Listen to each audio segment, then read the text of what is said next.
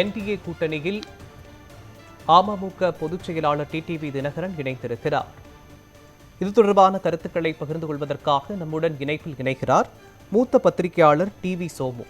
Sir வணக்கம்.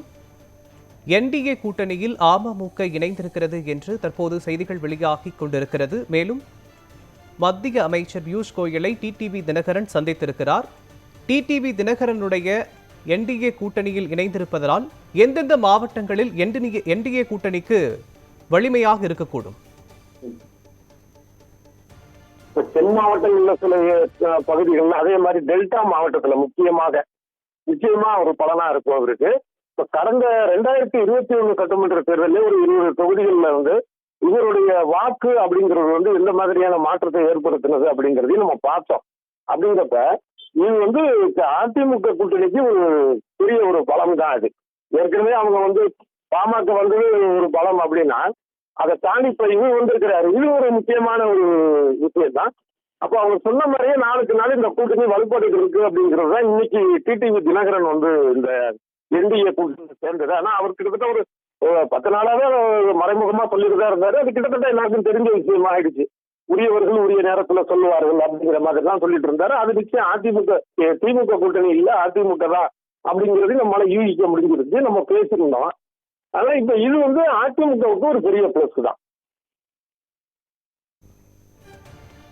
Hello sir, இப்போ மத்திய அமைச்சர் பியூஷ் கோயலை சந்திச்சிருக்காரு. இனி இடஒதுக்கீடு சம்பந்தமான பேச்சுகள், நடவடிக்கைகள் எப்படி இருக்கும்? அமமுகவிற்கு எத்தனை தொகுதிகள் ஒதுக்கப்படுவதற்கான வாய்ப்புகள் இருக்கும் சார்?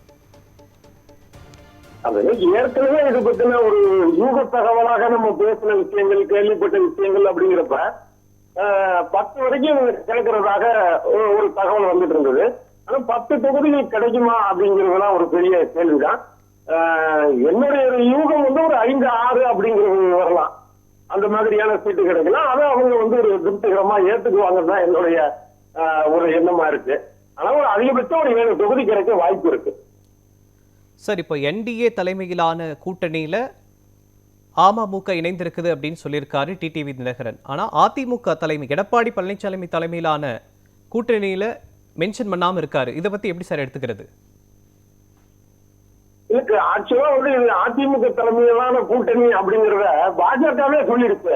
இப்ப நயினார் நாகேந்திரனே சொன்னார்ல, அதிமுக கூட்டணி இதுல முதலமைச்சருக்கான ஒரு வேட்பாளர் எங்களுக்கு எடப்பாடி பழனிசாமி தான் அப்படின்னு. அதே மாதிரி அதிக தொகுதிகள், அதாவது தனியா நின்றால் கூட வெற்றி பெற ஒரு தனித்து ஆட்சி அமைக்கக்கூடிய அளவுக்கான தொகுதிகள்ல நிக்க போறது அதிமுக தான். இது எல்லாருக்கும் தெரிஞ்ச ஒரு விஷயம் அப்படின்னு. இவரு ஏற்கனவே இருந்த அந்த ஒரு மனஸ்தாபங்கள் இதெல்லாம் மனசுல வச்சுக்கிட்டு ஒரு என்டிஏன்னு சொல்லலாம்.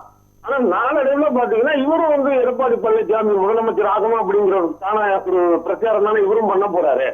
அந்த இதுக்கு வந்துடுவாரு. அரசியல் இந்த மாதிரியான மாற்றங்கள்லாம் சாதாரண ஒரு விஷயம். அது இது ஆரம்ப கட்டத்துல இப்படி இன்னைக்குதான் சேர்ந்திருக்கிறாரு. அது நேரடியா கோயில போய் பார்த்திருக்கிறாரு. அதனால அந்த என்டிஏன்னு வருவதை தவிர போக போக இது ஒரு பெரிய விஷயமா இருக்காதுன்னு தான் நான் நினைக்கிறேன். இணைப்பில் தங்களுடைய கருத்துக்களை பகிர்ந்து கொண்டமைக்கு நன்றி சார்.